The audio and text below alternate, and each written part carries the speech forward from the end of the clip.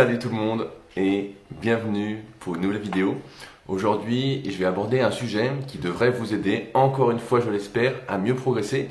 Un sujet que j'ai abordé récemment en formation pour les futurs coachs sportifs à l'école Sport Léman, là où j'enseigne pour la partie musculation en BPGEPS et où je n'ai pas vraiment de support, on va dire, pédagogique. Et donc je me suis dit que j'allais en faire une vidéo et comme d'habitude en faire un article plus complet que cette vidéo, puisqu'à chaque fois j'ai du mal à être particulièrement exhaustif en vidéo puisque j'oublie plein de choses. Donc vous allez voir, ça va vous aider, comme d'habitude j'espère en tout cas, à mieux progresser. Mais avant de commencer, je vous rappelle que si ce n'est pas encore fait, je vous invite à souscrire à ma formation gratuite à destination des pratiquants de musculation sans dopage. Pardon, je suis un peu malin on va dire entre guillemets. C'est le premier lien dans la description où je recense mes meilleurs conseils, vraiment ceux que j'aurais aimé, je ne sais pas si j'aurais eu les capacités de les comprendre à mes débuts, ça m'aurait évité plein d'erreurs, donc c'est vraiment à partir des erreurs que j'ai pu faire, des erreurs que j'ai pu voir, des blessures que j'ai eues, c'est gratuit, il n'y a rien à acheter, il y a juste à lire. Par contre c'est assez long, mais comme vous n'êtes pas des bébêtes, ça devrait aller, ça devrait vous intéresser, donc c'est vraiment le premier lien dans la description et je vous invite vraiment à y souscrire. C'est des sujets que j'aborderai pas dans ces vidéos, que j'aborderai pas sur mon site personnel. C'est vraiment des conseils que je réserve à cette formation gratuite. Alors, qu'est-ce qui va vous permettre de mieux progresser encore une fois? Quand j'ai commencé la musculation, il y a à peu près une vingtaine d'années, on nous disait que ça ne servait à rien de faire des étirements. C'était le début des débats en fait sur les étirements. On nous disait ça sert à rien de s'étirer. Moi, je venais de l'athlétisme. Auparavant, j'en ai fait de 9 à 15 ans de mémoire. Et je me souviens, on s'échauffait et après on passait au moins une demi-heure à s'étirer dans tous les sens, les ischio-jambiers, les quadriceps, les adducteurs. On s'étirait. Des fois quand il faisait mauvais, on faisait même qu'une séance d'étirement, quand il faisait vraiment un temps pourri. Et puis quand j'ai commencé la musculation, je m'y suis intéressé et les débats étaient déjà là. On nous disait voilà, ça sert à rien de s'étirer. Donc pendant des années, comme j'avais pas les capacités de compréhension nécessaires pour me dire est-ce que ça sert à quelque chose de s'étirer ou pas, je me suis pas étiré et donc je me suis dit voilà, entraîne-toi. Et pourtant je remarquais que certains exercices que je voulais faire, j'étais pas du tout à l'aise. Donc évidemment, c'est à mettre en regard avec sa morphologie, mais je pense par exemple au squat ou au soulevé de terre, où je voyais bien qu'au squat, pour descendre, j'étais tout plié en deux, je faisais un good morning. Alors certes, j'ai les fémurs très longs, j'ai pas une super mobilité de cheville, mais tout de même je me disais ok. Et les meilleurs experts, entre guillemets, sur le sujet à l'époque, sur le net, et même dans les bouquins, disaient les étirements ça sert à rien, si on en fait avant l'entraînement, ça va nous faire perdre de la force, notamment les étirements passifs, ça aide pas à mieux récupérer, ça va même augmenter le délai de récupération parce que ça va faire plus de dégâts. Et donc avec toutes ces informations là, comme j'avais pas encore tout ce recul que j'ai aujourd'hui que je vais vous partager, je faisais pas d'étirements. Et ce qui s'est passé c'est qu'au fil des années, au bout c'était vers 2012, j'ai commencé à avoir de plus en plus de douleurs et notamment des raideurs. Auparavant, quand je faisais du développé couché, ça allait, même si j'ai toujours malheureusement entre guillemets des longs bras, parce qu'il y a un avantage et un inconvénient suivant les disciplines, suivant le sport qu'on veut faire. Si c'est pour faire du kayak ou de l'aviron, c'est bien d'avoir des longs bras, sinon c'est moins bien. Si on veut être champion de développé couché, j'ai commencé à avoir de plus en plus de tendinopathie, de douleurs entre guillemets au tendon. Si on estime que le tendon peut générer de la douleur, c'est à débat aussi. Mais donc le développé couché que je faisais abondamment, j'ai commencé à ne plus pouvoir le faire vraiment lourd. À chaque fois, ça me lançait des mauvaises courbatures, vraiment ici, donc vous connaissez sans doute ça, parce que j'ai appelé plus tard la notion de surétirement dans le tome 1 de la méthode Superphysique, pour ceux qui l'ont, pour ceux qui vont se le procurer. Pareil, c'est arrivé sur plein d'autres groupes musculaires, quand je faisais des cuisses, notamment du squat ou des variantes, et pendant des jours et des jours, j'étais hyper raide, et ça s'est accentué vraiment au fil des années, jusqu'à un moment où, développé couché, je pouvais plus en faire lourd. Le squat, tout ça, dès que j'en faisais, j'en étais arrivé à prendre une fréquence je crois que j'en faisais une fois tous les 10 jours au plus fort, parce que, en fait, j'essayais d'arriver à la séance en n'ayant plus de courbature, en étant capable de pouvoir faire le mouvement sans avoir de contraintes de limite. Et à chaque séance, j'avais l'impression que j'étais plus rigide qu'à la séance précédente. Et pourtant, on m'avait toujours dit, les étirements, faut pas que t'en fasses, ça sert à rien, voilà, tout ce que j'ai énoncé, tous les débats. Et quand on en arrive là, et puis à un moment, je crois que j'avais eu une tendinite au long biceps, je sais plus si c'est à droite ou à gauche, preuve qu'elle est plus là, heureusement. Mais voilà, j'avais eu un truc au long biceps, et là, ça me gênait encore au pec, c'était la merde, quoi. Et je me dis, qu'est-ce qu'il faut faire? Qu'est-ce que t'as jamais fait? Et qu'est-ce qu'il faut faire? Et c'est là que je me suis intéressé à toutes ces notions d'automassage et d'étirement. Et là, j'ai commencé à comprendre une chose, c'est que si on n'a pas la souplesse, si on n'a pas la capacité de se laisser étirer, si nos muscles sont tout tendus, on va dire, et je vais vous expliquer pourquoi ils sont tout tendus, s'ils sont tout tendus, et que je fais un mouvement sur des tensions, et bien forcément, je force une amplitude que je n'ai pas, on en revient à ce que j'ai dit de ces dernières semaines, et donc, je vais me faire plus de mal que de bien. Alors sur le coup, certes, on gonfle, on est content, on progresse, mais à froid, ou le lendemain, ou les jours qui suivent, et ben on sent qu'on n'est pas bien. C'est là que j'ai vraiment commencé à m'intéresser à tout ce qui était étirement, parce que pareil, on me disait tout et n'importe quoi sur le sujet. L'idée de base derrière tout ça, là où je veux en venir, c'est que certaines personnes ne vont pas avoir besoin de s'étirer, quand d'autres vont avoir besoin de faire des étirements. L'erreur que font la majorité des gens, c'est de prendre une généralité pour acquise, pour tout le monde, pour eux. De dire, les étirements ça ne sert pas, les étirements ça sert, lui il s'étire, regarde il est bien, lui il s'étire pas, ça va bien. On connaît tous des personnes, et j'en vois tous les jours ou presque, qui sans rien faire sont hyper souples, vraiment nickel. J'en vois d'autres qui sont des vrais bouts de bois, des briques comme je dis, vraiment qui ne bougent pas. Alors il y a certes ce qu'on appelle le tonus musculaire de base, qui est un état, on va dire, nerveux, je vais simplifier comme ça, qui est propre à chaque individu, et qu'on peut réguler par la respiration, par la relaxation, tout ça. Mais il n'empêche qu'il y a des grosses différences entre les individus, qui pourtant, c'est un peu comme l'histoire des mollets, il y en a qui font rien, ils ont des mollets énormes, et d'autres qui font les mollets à fond, qui ont des mollets certes musclés, mais qui n'ont jamais des mollets aussi gros que des mollets de randonneurs. Voilà, pour aller un peu plus loin dans l'exagération. Et là, pour les étirements, en fait, c'est un peu la même chose. Dans le sens où, nous, ce qui nous intéresse, quand on fait de la musculation et qu'on cherche à progresser, c'est de pouvoir faire les meilleurs exercices en fonction de sa morpho-anatomie. Donc par exemple, si j'ai des longs bras, mais j'ai une bonne cage thoracique, j'ai les pecs qui sont plus longs que mes deltoïdes, donc quand je fais du développé couché, en théorie, c'est censé me faire vraiment les pectoraux et me faire du bien, je veux être capable de pouvoir faire cet exercice dans les meilleures conditions possibles. Si pour ça, j'ai besoin de m'assouplir, et que je dois le faire avant ma séance, parce que si je le fais, et je vais expliquer tout ça, si je le fais avant ma séance et que ça me limite, ça me tire partout, d'une part, je vais être moins fort, mon système nerveux va être, entre guillemets, limiter mon amplitude pour pas que je me blesse. Retenez bien cette phrase-là.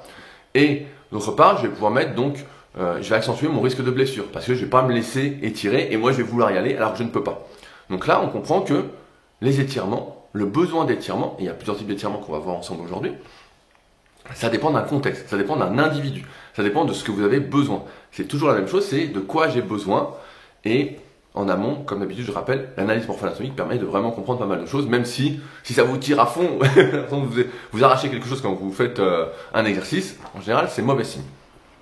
Ce que je veux dire, c'est que souvent, on a dit que les étirements, ça permettait d'allonger les muscles.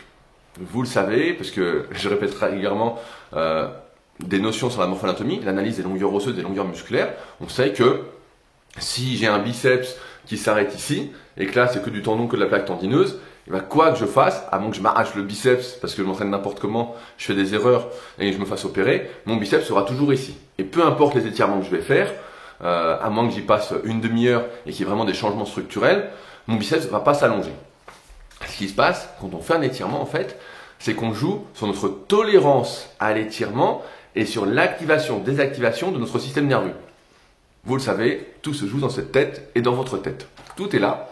Ce que je veux dire, c'est que lorsque l'on s'étire, ce qu'on veut faire, c'est indiquer, entre guillemets, à notre système nerveux qu'il peut aller dans cette amplitude-là sans danger. Quand je fais un étirement, par exemple, ce qu'on appelle passif, je tiens une position, 30 secondes, une minute, le temps que ça se détende, parce que je respire bien et que je ne me crispe pas. C'est la règle pour les étirements d'ailleurs, c'est que il faut pas se crisper. On en voit souvent, et j'étais un des premiers à faire des conneries comme ça, mais on veut s'assouplir, on est pressé, on force, on serre les dents à fond, on respire pas. Ça, c'est pas un étirement. Un étirement, ça doit détendre. Voilà, c'est la règle. Du moins, un étirement, si on veut augmenter sa tolérance à l'étirement, on veut que notre système nerveux nous laisse aller. Donc on fait notre étirement, je reprends mon exemple passif, j'étire le pec, le biceps, en fonction de ce qui est un peu trop rigide, de ce qui ne se laisse pas étirer, et juste après, je vais pouvoir aller plus loin. On comprend bien qu'il n'y a eu aucune adaptation structurelle, c'est pas mon muscle qui d'un coup est devenu plus long, c'est que mon système nerveux a désactivé, entre guillemets, des rétrocontrôles, on va dire, des organes des capteurs, des récepteurs qui disaient voilà, là c'est ma longueur, maintenant là je peux aller là. Donc c'est ça qu'on fait avec un étirement. Et en ce sens, on désactive entre guillemets une sorte de protection.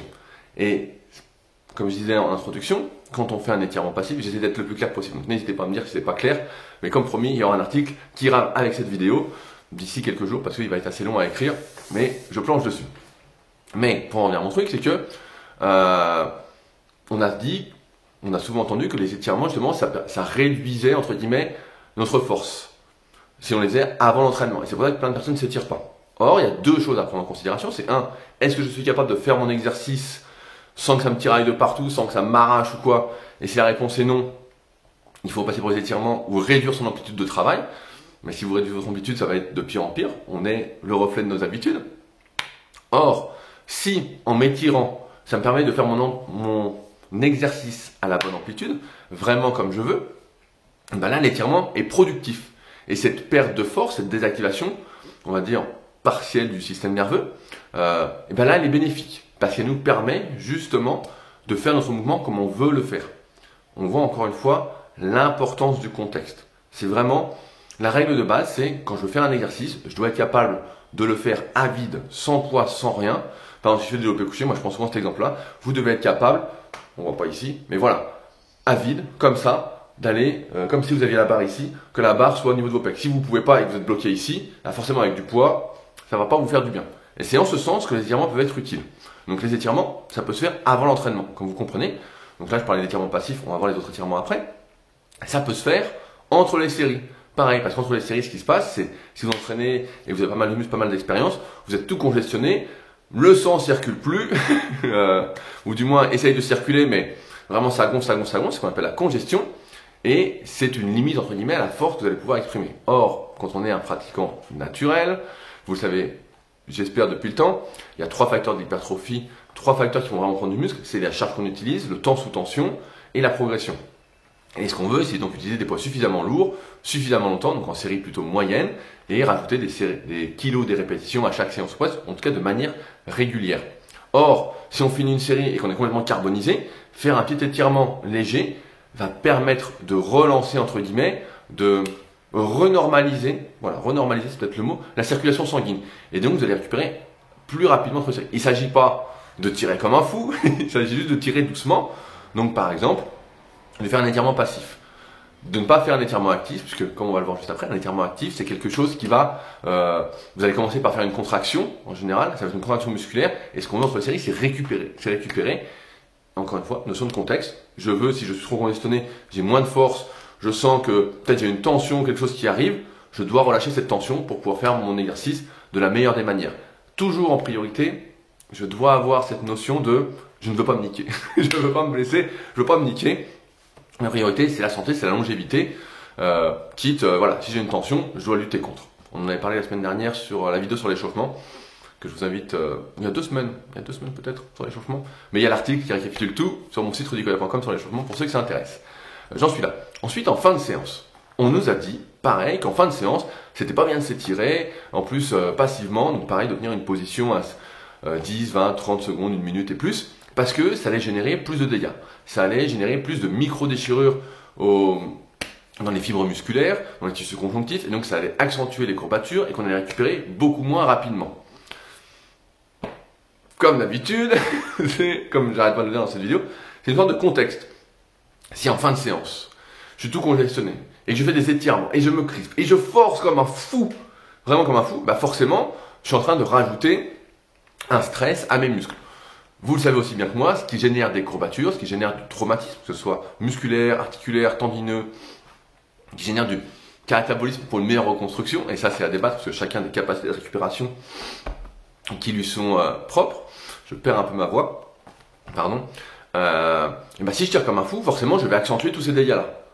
Et ce qu'on veut après la séance, c'est non pas accentuer les dégâts, parce que normalement on a déjà fait ce qu'il fallait, on a déjà fait la bonne dose d'entraînement par rapport à ça pour progresser, notamment si vous êtes perdu, je vous invite encore une fois à utiliser l'application SP Training qui est disponible sur le Play Store et sur l'App Store avec des programmes qui sont déjà faits. Vous avez juste à suivre la progression à chaque séance et ça vous garantira, ou presque pour la majorité, en tout cas pour ceux qui sont débutants, semi-débutants, d'en faire suffisamment à la bonne intensité et donc de vous emmener progressivement vers la transformation physique que vous désirez, plus ou moins importante en fonction de votre potentiel et en fonction, on va dire, de jusqu'où vous voulez aller, puisque c'est presque sans fin, comme on en avait parlé dans la vidéo, je crois, les limites en musculation, que vous pouvez voir si vous ne l'avez pas encore vu, qui a quelques mois, mais qui sera toujours d'actualité, je pense, du moins pendant un moment, avant que je précise mon avis.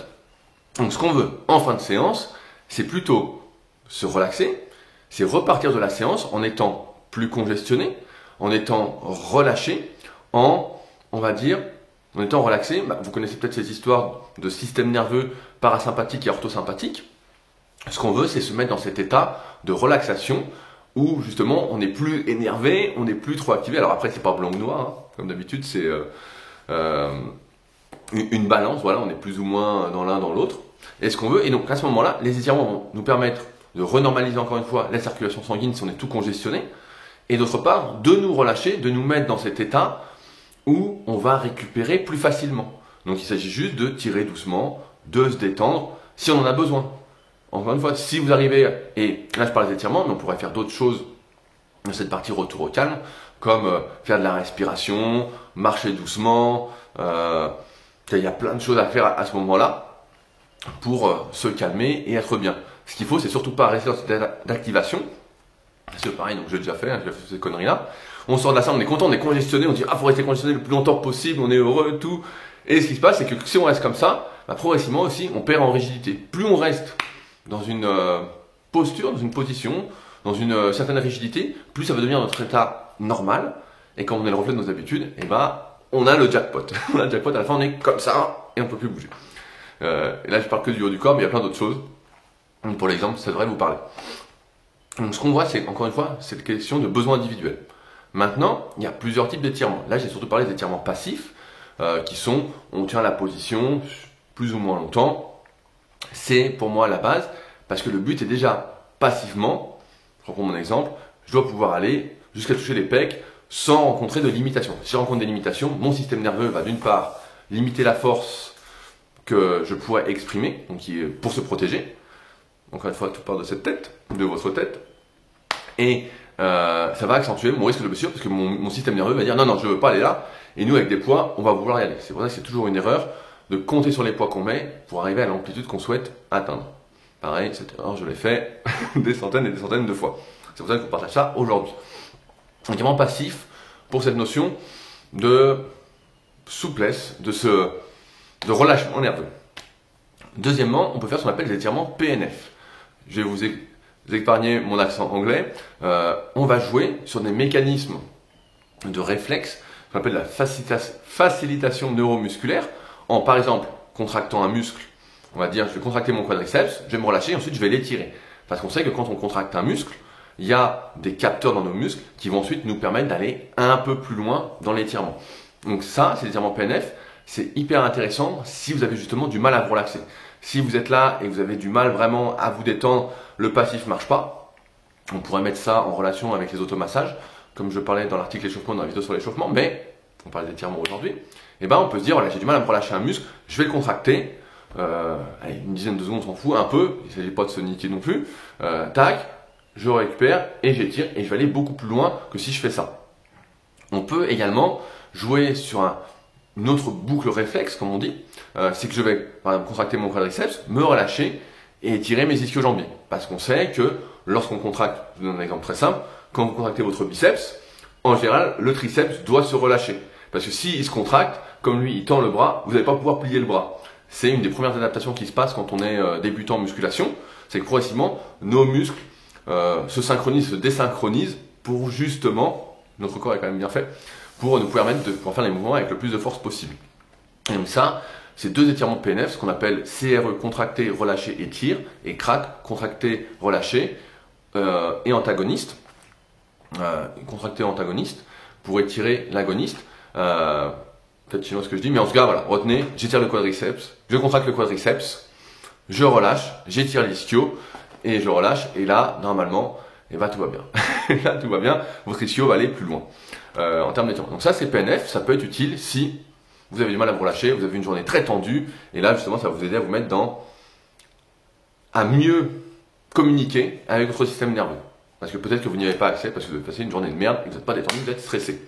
C'est là qu'on voit que le stress, tout ça, bah, ça joue sur votre capacité à vous laisser étirer. Il y a ce qu'on appelle les étirements actifs. Les étirements actifs, ça va être par exemple, et ça peut être super utile, on me dit voilà, dans mon temps pareil, on me disait moi à mon époque, les étirements actifs c'est super, vas-y, c'est ça qu'il faut faire parce que ça active. Et effectivement, un étirement actif c'est, par exemple pour étirer les pecs, je vais prendre un élastique, vous m'avez déjà vu dans des vidéos faire ça, je prends un élastique, et là en fait, je vais écarter les bras, je vais contracter les trapèzes moyens, les trapèzes inférieurs, l'arrière d'épaule. Donc la contraction de l'antagoniste, encore une fois, ce qui fait la fonction inverse des pecs, et ben va se contracter et en même temps ça va m'étirer activement les pecs. Il y a plein d'exercices comme ça. J'utilise par exemple les petits exercices qu'on voit avec des élastiques autour des genoux pour travailler le moyen fessier, ben, ça étire les adducteurs en même temps. Dès que je fais une contraction de quelque chose, et ben j'étire l'antagoniste. Si je contracte le biceps, et ben j'étire un peu le triceps. Alors après, plus je le fais là, mieux c'est. Mais vous comprenez l'idée. Donc ça, c'est l'étirement actif. Donc ça peut être utile si vous n'avez pas de limitation en termes de relâchement nerveux. Parce que si passivement, mon muscle ne se laisse pas étirer, activement, il ne se laissera pas étirer. Parce que là, on est sur de l'activation. On est sur une autre étape de l'entraînement, une autre étape du travail de mobilité. On en parlera peut-être dans une prochaine vidéo, puisque c'est le sujet sur lequel j'investis beaucoup en ce moment. Mais c'est une deuxième étape. D'abord, je dois être plus mou, en tout cas si j'en ai besoin. Et là, vous comprenez aussi que certaines personnes n'ont pas besoin de s'étirer en fait. Certaines personnes, elles arrivent, tout va bien. Et c'est vers là qu'on doit tendre en théorie, même si c'est compliqué. Et on en parlera en fin de vidéo. Enfin, il y a des étirements balistiques. Les étirements balistiques, c'est... je sais pas si vous avez fait ça à l'école, mais moi quand je faisais de l'athlétisme, on faisait notre petit tour de stade, on faisait nos étirements, et après on faisait ce qu'on appelait nos gammes. Ce qui sont des étirements balistiques, c'est talons-fesses, montée de genoux, jambes tendues, passage de haie. Tout ça, tout ce qui est de la vitesse, c'est des étirements balistiques. Parce que ça va contracter et étirer en même temps. Donc, quand je contracte, j'ai une connerie, je fais ça. Donc là, je contracte biceps, avant d'épaule, tout ça. Et donc, ça étire le triceps en même temps. Donc ça peut avoir du sens. Mais là, c'est encore pire que les étirements actifs. Parce que comme je mets de la vitesse, un étirement, ça se fait de manière très douce.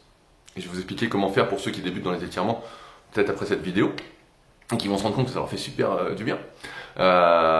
Là, il faut vraiment avoir aucune tension parce que la vitesse, c'est hyper traumatisant. Et si j'ai une tension et que je mets de la vitesse, c'est comme ça que je me nique. Donc là, c'est vraiment réservé aux personnes qui sont les plus souples, les plus mobiles. Et d'ailleurs, ça peut faire partie du travail de mobilité dans une étape future, hein, pas en première étape. Mais là, ça peut être utile. J'ai mon plan toujours avec moi, au cas où j'oublie quelque chose. Là, maintenant, vous vous dites, mais attends, moi j'ai des tensions partout, comment je peux faire pour tout faire à la fois? Si je t'écoute au fur et à mesure des vidéos, putain, je m'étire toute la journée. Toute la journée, j'arrête pas, c'est fou, tout ça, déjà l'échauffement, c'est long. L'idée, c'est comme d'habitude, c'est de prioriser en fonction des exercices que vous allez faire, de vos objectifs. Évidemment, personne ne peut faire tout ce dont il a besoin, surtout si ça fait peut-être 10 ans que vous n'êtes jamais étiré, vous en arrivez comme moi en 2012, 2013, 2014, quelque chose comme ça, de mémoire, vous n'allez pas pouvoir tout faire. Moi, à l'époque, quand j'ai commencé à comprendre tout ça, je passais plus d'1 heure tous les soirs, et j'étais célibataire, ça aidait, mais à m'étirer tous les soirs, et il fallait se mettre dans le bon mindset, se relaxer et tout, donc ça aidait en plus à dormir, donc c'était bien, mais ça prenait un temps fou, et c'était une erreur, parce que c'est pas applicable, c'est pas tenable à terme. Ce qu'il faut d'abord comprendre, c'est que le plus important, comme on est le reflet de nos habitudes, c'est la régularité. Mieux vaut faire 5-10 minutes tous les jours de 2 ou 3 étirements desquels vous avez besoin. Et là, on a surtout parlé durant l'entraînement, mais si vous n'avez pas le temps, une bonne idée, ça peut être à l'entraînement, vous prenez peut-être pas le temps de vous étirer, vous avez manqué de temps à la salle, vous faites votre entraînement à l'amplitude à laquelle vous pouvez aller, et en dehors des séances, vous faites justement ces 5-10 minutes d'étirement sur les muscles ou sur les amplitudes que vous avez besoin pour dire à votre système nerveux, voilà, ça, c'est mon nouvel état, je peux aller là. Là, c'est bien. Avant, vous étiez peut-être là, vous ne pouvez peut-être pas bouger, vous êtes bloqué ici. Et là, je peux. Je fais juste un petit point sur les automassages. Il y a une grosse vidéo sur la chaîne qui s'appelle les automassages en musculation que vous pouvez regarder. C'est que si vous avez une tension, les automassages, là, ont une indication particulière, c'est que vous avez mal ici, par exemple. Beaucoup de personnes, quand j'appuie là, morflent. Si vous avez une tension ici, mieux vaut masser avant et ensuite étirer. Donc il s'agit de masser 30 secondes, 1 minute, et vous avez tout dans cette vidéo sur les automassages. Parce que si vous tirez sur une tension, il y a peu de chances qu'elle se détende. On en revient encore une fois à l'intérêt, comme il y a le chien Satanas qui vient m'emmerder, alors que je lui ai ouvert la terrasse, et alors on ce chien, et il se pose devant, il est malin. il faut le gratter en même temps. Voilà. Donc là, on a l'indication, et c'est comme les étirements actifs, ça doit vous aider justement à vous détendre. Si vous êtes trop tendu, il faut peut-être passer par une étape supplémentaire pour vous permettre de vous détendre. Mais en tous les cas, régularité, prioriser, qu'est-ce que je veux faire? Parce que quand vous allez progresser, au bout d'un moment, vous aurez moins besoin, je dis encore ma connerie, je dis cet étirement-là, vous êtes là en train de vous étirer, au bout d'une semaine, 2 semaines, 3 semaines, en fonction de vous partez, en faisant ça tous les jours ou 4 fois par semaine, eh ben, vous allez avoir progressé, vous aurez moins besoin de passer de temps dessus, vous le ferez juste une fois peut-être, une fois 1 minute, allez, une fois 30 secondes pour maintenir, et vous pourrez accorder du temps à d'autres problématiques de souplesse que vous avez peut-être ou pas. Rappelez-vous que c'est toujours plus difficile, plus long de développer quelque chose, d'acquérir quelque chose que de le maintenir. Le maintenir en général, il suffit juste de faire 30 secondes dans la journée ou 1 minute maxi et tout va bien. Ce qu'on veut maintenant, comme c'est une histoire de priorisation, je regarde encore une fois ce super cahier où je note tout, du moins j'essaie de tout noter, c'est que, et ben voilà, je m'y perds, c'est que comme je disais tout à l'heure, un étirement ça se fait en se détendant. Je vois plein de personnes que c'est comme la musculation, dédicace au cogneur s'il me regarde, c'est son petit surnom à la salle. Quand il fait ses exercices, et comme beaucoup, je me souviens dans ma première salle, il y avait un type comme ça, dès qu'il commençait l'entraînement, bah vite, il serrait les dents, ça c'était la folie quoi. Il n'avait pas commencé, pourtant il était fort le type, hein, il était assez fort.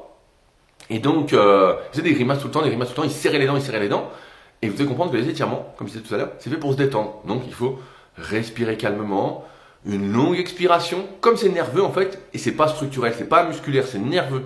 Et c'est là où je veux en venir, c'est que vous devez vous mettre dans un état, forcément, on va dire, sur le principe, qui est moins propice au fait de pouvoir exprimer de la force en musculation, mais si ça vous permet d'avoir l'amplitude que vous désirez, ben finalement vous êtes gagnant. C'est toujours cette histoire, avantage, inconvénient, de compromis, qu'est-ce qui est le mieux pour moi, pour ma longévité, pour progresser sur le moyen et long terme. Parce que c'est sûr que si vous faites 5 cm d'amplitude comme ça, vous n'êtes pas prêt d'avoir des pecs, des triceps ou des épaules. Hein. Vous n'allez rien avoir du tout. Et en plus, vous allez être de pire en pire, pouvoir de moins en moins bouger. Donc, maintenant, il y a une dernière question à répondre. Et je pense que vous la posez, c'est comment savoir quels étirements je dois faire. Je vois que la vidéo est un peu longue, je suis désolé, mais j'espère que ça vous intéresse. Si vous êtes là, ça doit vous intéresser. Quels étirements faire? Au tout début, sur Superphysique, donc superphysique.org, en 2010, je crois qu'on a été les tout premiers à faire une encyclopédie d'étirements. Vous allez pouvoir retrouver plein d'étirements pour différents groupes musculaires, pour différentes chaînes musculaires. On pourra en parler une autre fois, mais vous allez sur Superphysique, étirements, il y a l'étirement pour les pecs, pour les épaules. On ne tire jamais qu'un seul muscle à la fois. C'est très rare. C'est toujours, une histoire de compétition aussi, une sorte de chaîne. Mais il y a tout ça. Donc vous pouvez commencer par là, tester un étirement. L'idée c'est de prendre un étirement, de le faire. Si ça vous fait du bien, vous continuez. Et quand il vous fera plus de bien, quand vous sentez que vous gagnez plus dessus, vous changez. Parce que on est refait de nos habitudes, donc on peut être très souple ici. Puis si je mets le bras là, bah, je suis beaucoup moins souple. Ou si je mets là, bah, je suis beaucoup moins souple. Je me laisse moins étirer. Et en fonction de vos exercices que vous allez faire, bah, peut-être que ici, bah, ça va. Ici, maintenant ça va. Et là, ça va pas. Donc là, je sais pas, vous faites du développé incliné, vous voyez mon coude. Bah là, ça va pas. Là, vous manquez un peu de souplesse. Et donc, peut-être travailler ça. Donc il y a l'encyclopédie des étirements. 2, sur la chaîne, il y a une playlist qui s'appelle Mobilité en musculation, où j'avais montré des exercices de mobilité pour le bas du corps que je faisais à l'époque. Donc vous pouvez aussi commencer par là. L'idée, encore une fois, c'est de prendre un seul étirement par problème. De pas vous disperser, de pas dire je vais en faire 10, tout ça, parce que sinon, ça passe trop de temps. L'idée, c'est 5-10 minutes, allez, 10 minutes par jour. Tout le monde peut trouver 10 minutes par jour. Le soir avant de dormir, le soir avant de manger, le soir après manger. Ça se trouve. Voilà, vous pouvez, et en plus ça vous mettra dans les bonnes conditions pour dormir et être relaxé ensuite. Si vous souhaitez aller plus loin et trouver vos étirements personnels, entre guillemets, il y a 3 choses. 1, j'avais montré dans mon DVD d'entraînement, qui est toujours disponible sur rudicoya.com, moi comment j'avais fait pour trouver mes étirements personnels. Je montrais ma routine à l'époque d'étirements personnels qui ont évolué depuis, mais ça peut être une première étape. Deuxièmement, dans la formation Superphysique, je montre ce qui est selon moi les meilleurs étirements, notamment les étirements avec élastique, parce que justement les élastiques ça va vous permettre d'entrer dans les étirements et de laisser l'élastique vous tracter, vous amener, et ça a plusieurs effets positifs. 1, ça génère de l'espace dans l'articulation, on y reviendra peut-être une autre fois, mais c'est important, si vous en manquez, ça peut être un des problèmes, qui fait que vos systèmes nerveux ne vous laissent pas aller là où vous voulez aller, ou dans le cas où les étirements finalement qu'on a décrit aujourd'hui ne vous emmène pas au résultat escompté. Ça peut venir de ce problème d'espace dans l'articulation. Donc, vous pouvez faire 2 coups en un avec des étirements avec élastique. Donc, je vous montre pour moi ce qui est les meilleurs élastiques dans la formation super physique. Parce que l'élastique vous apprend à vous laisser étirer doucement. Au lieu de tirer comme un sagouin parce qu'on est pressé, parce qu'on veut tirer fort, connerie. Donc, les meilleurs étirements, je les montre dans cette formation. C'est en lien dans la description, pareil, pour ceux que ça intéresse. On ne parle pas que de ça, bien évidemment, dans la formation super physique, mais c'est une partie, et il y a les meilleurs étirements. Et enfin, c'est quelque chose que je fais, et j'en parle souvent, parce que c'est quelque chose vraiment qui m'intéresse et qui me passionne plutôt, c'est que je propose des analyses au super physique gym, ce qu'on appelle des coaching premium, où je fais votre analyse morpho-anatomique, votre analyse, on va dire, de mobilité, et après, je détecte évidemment tous les petits problèmes que vous avez en termes de souplesse, de mobilité ou autre, et on cherche les étirements qui vont vous faire du bien pendant une période, parce que c'est encore une fois amené à évoluer. Une fois que vous êtes souple quelque part, une fois que vous êtes bien quelque part, il faut faire quelque chose, ou si l'étirement finalement ne marche pas, il faut en faire un autre ou un autre. Et donc je propose ça pour ceux que ça intéresse. Donc ça c'est directement au Super Physique Gym, donc ma salle sur Annecy. Et pareil, vous pouvez me contacter, je crois qu'il y a le lien dans la description, pour ceux qui voudraient aller plus loin. À distance, malheureusement, je ne peux pas aller plus loin que les étirements génériques que j'ai en photo aussi et que je transmets à mes élèves ou aux personnes qui font appel à mes services. Si vous êtes vraiment perdu, mais normalement avec l'encyclopédie des exercices déjà, la playlist mobilité, ça devrait bien se passer en suivant les conseils que je vous ai donnés dans cette vidéo. Je réfléchis, mais je crois que j'oublie rien là-dessus. Comme d'habitude, voilà, si j'oublie certaines choses, je vois que la vidéo est longue, et peut-être la regarder en plusieurs fois, ou juste l'écouter. N'hésitez pas à utiliser l'espace commentaire, si vous avez des précisions ou autres. Mais je pense que le mot de l'histoire, c'est contexte. Contexte, personnalisation. Contexte et personnalisation, ça ne dépend que de soi, chacun est une exception. Et s'il y a d'autres sujets que vous souhaitez que j'aborde, n'hésitez pas à me contacter. On va le mettre pareil dans l'espace commentaire sous la vidéo. Je compte sur vous également pour le petit pouce bleu et pour vous abonner pour ne pas louper les prochaines vidéos si besoin. Comme vous le comprenez, je peux parler de ces sujets-là pendant des heures et des heures et des heures, parce que c'est des sujets qui me passionnent. Et comme je disais, j'adore tripoter les gens entre guillemets pour trouver les problèmes et notamment surtout les solutions. Parce que je préfère les solutions et on en trouve souvent. Mais en tout cas, c'est toujours voilà. Ne prenez jamais rien pour acquis. Ne prenez jamais une généralité pour vous. Testez, faites des tests, vivez et vous verrez bien ce qui se passe. Et sinon, vous ferez des erreurs. Et on est obligé de faire des erreurs forcément pour apprendre. Mais moi, c'est toutes ces erreurs-là qui m'ont amené après. Et forcément, je finis mon histoire. Quand j'ai commencé à me mettre aux étirements, à me relâcher tout ça, et tout neuf. Et tout neuf. C'était pas bien compliqué, alors qu'on m'avait dit, les meilleurs experts m'avaient dit, les étirements, ça sert à rien. Bien sûr, ça sert à rien pour certains, mais pour beaucoup, de mon expérience, ça sert énormément, et donc ne négligez pas ça. Mieux vaut, je vais pas dire être trop souple, mais mieux vaut passer plus de temps à s'étirer, peut-être, et à moins s'entraîner pour la longévité, pour progresser, parce que naturellement, tout se fait sur le moyen et long terme, que de se dire, moi, l'échauffement, j'en veux pas, les étirements, j'en veux pas, je m'entraîne tout de suite, et à la fin, vous serez bloqué, et souvent, vous serez obligé d'y repasser. Donc là, j'espère que ça vous fera gagner du temps et donc mieux progresser. Allez, j'espère que j'oublie rien. Je vous tiens au courant quand l'article sortira plus complet que cette vidéo encore. Je vais me faire plaisir. J'adore partager comme vous savez et vous l'avez bien compris. Et nous, on se retrouve la semaine prochaine pour une nouvelle vidéo. N'oubliez pas la formation gratuite. Premier lien dans la description. Allez, salut!